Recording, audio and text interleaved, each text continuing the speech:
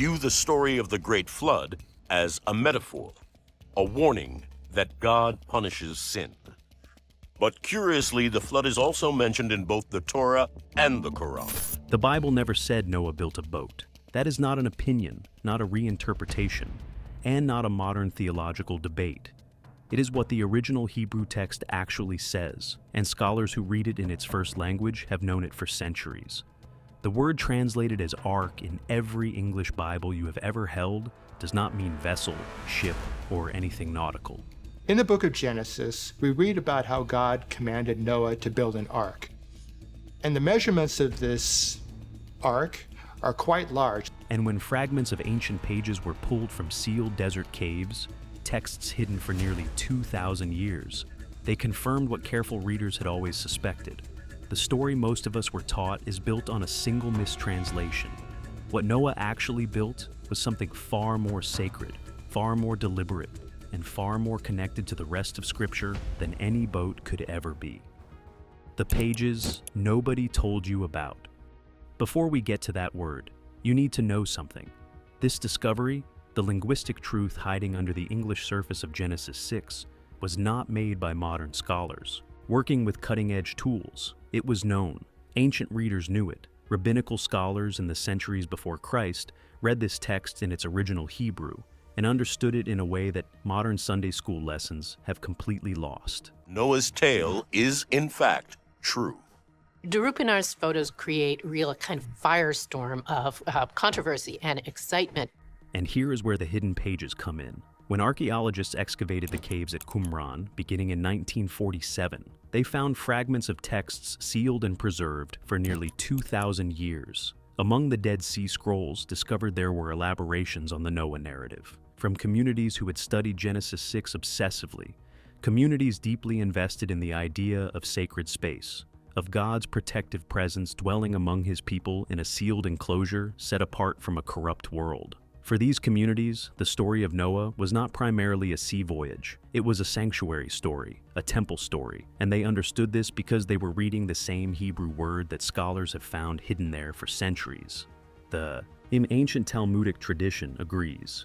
Rabbinical scholars writing in the centuries surrounding the time of Christ did not interpret the ark as a nautical achievement. They interpreted it as a floating holy place, sacred space with specific architectural features pointing unmistakably toward the tabernacle, the temple, and the presence of God among his people. This reading was never secret. It was simply lost in translation, and it changes everything about what the Bible is actually saying. The world on the edge of collapse. More complete radar scans revealed a ship, although damaged and collapsed in places, of very intelligent, modern design with a ramp system at the door which led to each level. The story begins where you have to let yourself feel the weight of it. Genesis 6:11-12 describes the earth as filled with violence, all flesh having corrupted its way upon the earth.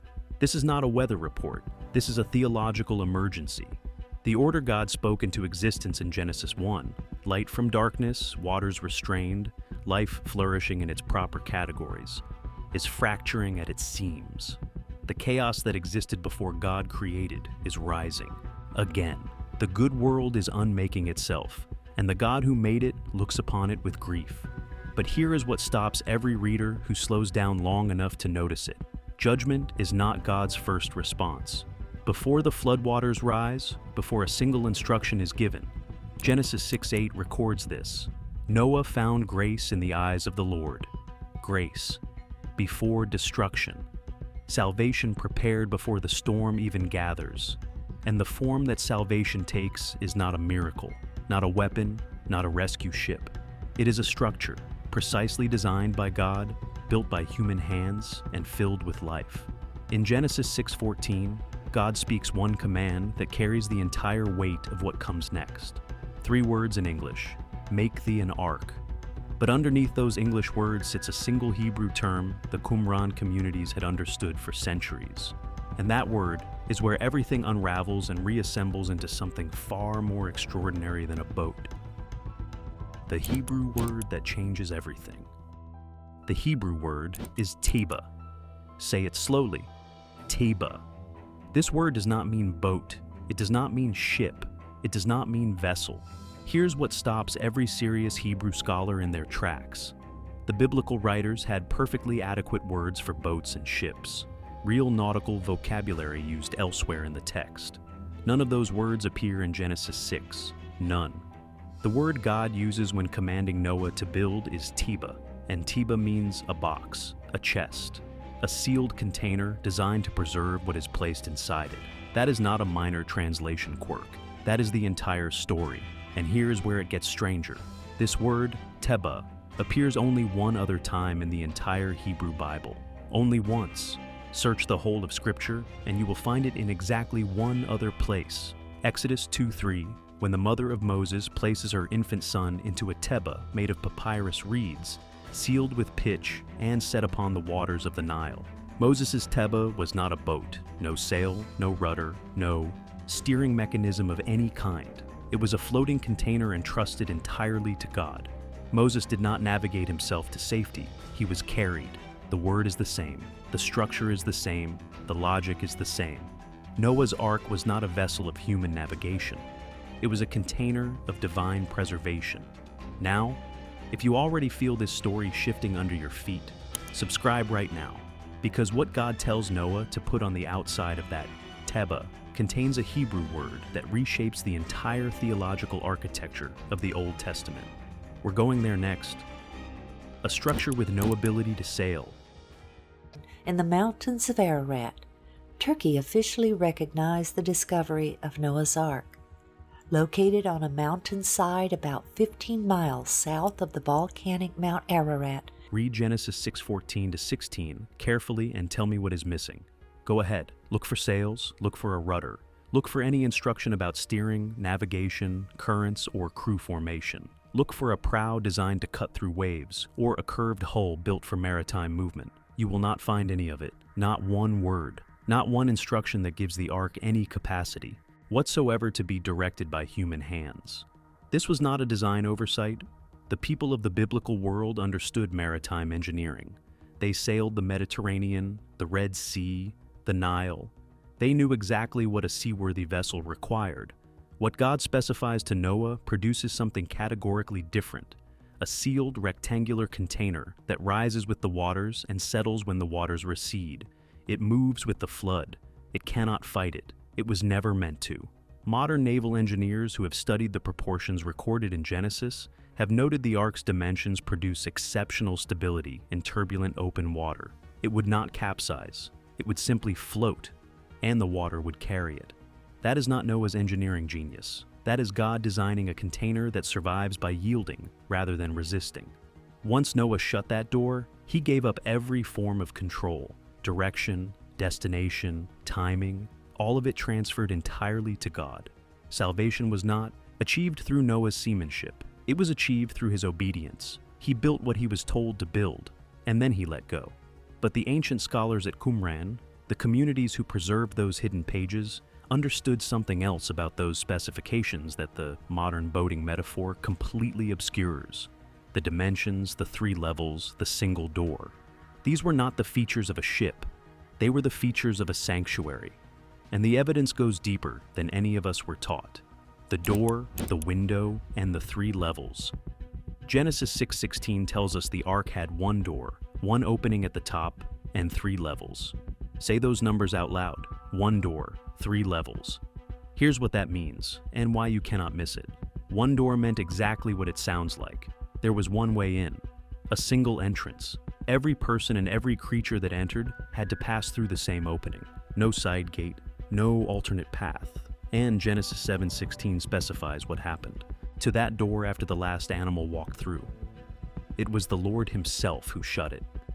Not Noah, not his sons. God closed the door of the ark. Let that settle. Salvation was not something Noah completed. It was something God secured. Noah obeyed. God sealed. And centuries later, Jesus would echo this precise imagery in John 10:9. I am the door. By me, if any man enter in, he shall be saved. The door of the ark is not incidental carpentry. It is prophecy in wood and pitch, a foreshadowing of the only entrance into life that would be opened and closed by God himself. the three levels the Qumran communities would have recognized immediately. Throughout Scripture, sacred space is structured in exactly three layers. Genesis 1 organizes creation into three realms, the heavens, the earth, and the seas, and fills each realm with creatures suited to it. Birds for the sky, animals for the land, creatures for the waters. The Ark mirrors this precisely. It is not a zoo assembled in an emergency. It is a miniature cosmos, a portable creation preserved in ordered harmony, while everything outside collapses into chaos. One door, sealed by God. Three levels, ordered like creation. And if you think those are the only architectural details that carry hidden meaning, wait until you hear what God commanded Noah to put on the outside. The language of atonement hidden in the wood was that of a huge ship, the approximate length and width of Noah's Ark, as described in the Bible. Genesis 6:14 commands Noah to cover the ark within and without with pitch. In Hebrew, the word for pitch is kopher, and the verb to cover is kafar, same root, shared origin. And kafar is not a construction term. It is the primary Old Testament word for atonement. Kafar. Read it again. You have heard this root before. It is inside Yom Kippur, the Day of Atonement, the holiest day in the Hebrew calendar. Kafar means to cover, to cleanse, to stand between the guilty and the judgment they deserve. It is the verb used when priests make atoning offerings in the tabernacle. It is the theological engine behind the entire sacrificial system of the Hebrew Bible. And God commands Noah to kafar the ark, to cover it completely, inside and out. Here's what this means. The ark is not being waterproofed. The ark is being atoned for. It is being covered, set apart, by the act that stands between what is inside and the judgment crashing through everything outside. Just as the blood on the doorposts of Exodus would later protect Israel from the angel of death during Passover, the kafar-covered ark protects everything sheltered within it from the judgment flooding the world. The ark does not survive because it is well built. It survives because it is covered, sealed by atonement before the first drop of rain falls. This is what the Dead Sea Scrolls communities understood when they copied and elaborated these texts. This is what the Talmudic scholars preserved in their sanctuary readings. The hidden pages were pointing here all along to a container not of timber and pitch, but of grace and covering. And now that you see it in the wood, you cannot unsee it, because this same word, kafar, atonement cover, is about to appear again in the most sacred object in all of Hebrew Scripture, the Ark as a new Eden. See, there are two things researchers can look for. Now, the boat itself is one of them, but another avenue to explore is looking for evidence of a giant flood. Before we get there, you need to see one more thing about what the Ark represents. Genesis presents the Garden of Eden as sacred space, not just a pleasant garden, but a layered, structured sanctuary. Moving inward toward God's presence, Eden existed in concentric zones: the outer world, the land of Eden, and the garden itself, where God walked and spoke in the cool of the day. Adam was placed there with two specific responsibilities, in Hebrew, to work it and to keep it. And here is what gets strange. Those exact two verbs, serve and guard, are used again in the Pentateuch for exactly one other role: the priests who serve and guard the tabernacle. Adam in the garden is functioning as a priest in a sanctuary. The ark is built on exactly this pattern. Outside, death, chaos, the undoing of creation. Inside, order, life, protection. The creatures of the earth gathered and preserved in their categories, tended by Noah at the center, exactly as Adam once tended Eden. Noah is not just a survivor. He is a new Adam, a priest guardian of a floating sanctuary, stewarding life through catastrophe so that creation can begin again. He is tending a floating Eden, and when the waters recede and the ark settles on dry ground, the first thing Noah does in Genesis 8:20 is build an altar and offer sacrifices. Not because he is relieved, because that is what priests do when sacred space is established. They consecrate it. They begin again. God's first commanded sanctuary, and what it points to. Here's something that should reframe your entire reading of the Old Testament. There are only two structures in all of Scripture that God personally commands to be built with precise, divinely specified measurements. The first is Noah's Ark. The second is the tabernacle. the portable sanctuary Israel constructs after the Exodus, the structure in which God's presence literally dwells among his people. And the parallels between these two structures are not distant analogies. They are exact correspondences. The tabernacle is arranged in 3 progressively sacred zones: the outer court, the holy place, and the Holy of Holies at the center. 3 zones. Sound familiar?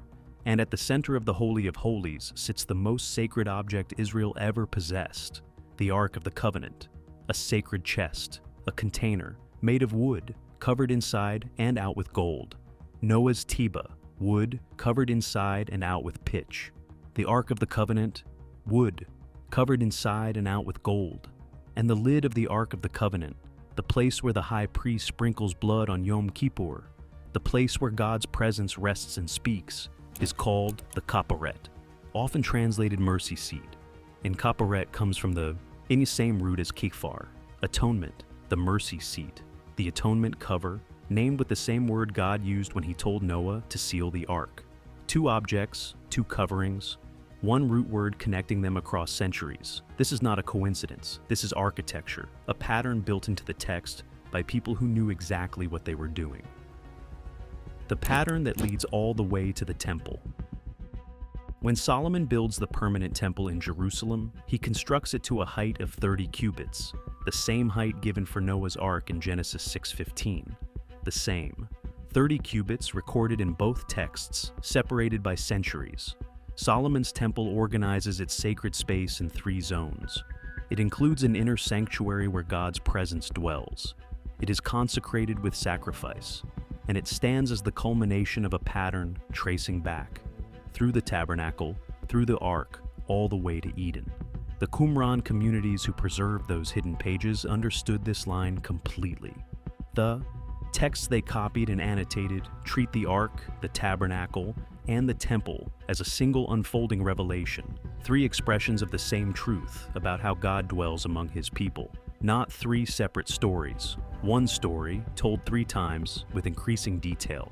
Noah's Ark is the first portable sanctuary, the first sacred container, the first structure where God preserves life through judgment by covering it in atonement, sealing the door himself, and carrying it across the waters to a world ready to begin again.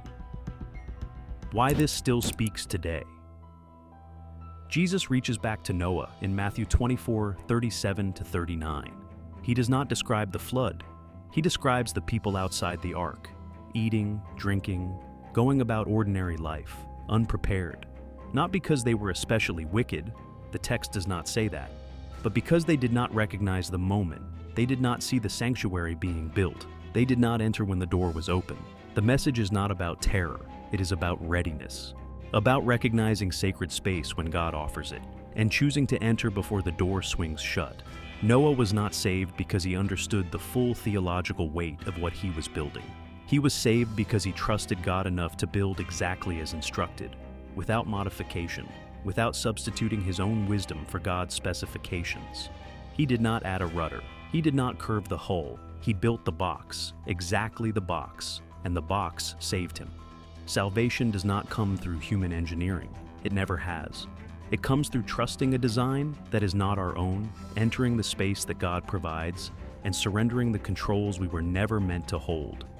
Covered, lifted, and carried home. Just as Noah was commanded to kafar, to cover the ark inside and out, Scripture's vision for humanity is a covering we did not earn. The ark rose above the waters of judgment, not because Noah steered it upward. The waters rose, and the sealed container rose with them. His safety was inseparable from the structure God designed, and he built in obedience. And this is where it all converges. The ark lifted Noah above judgment. Christ was lifted up on the cross so that others might be lifted into life.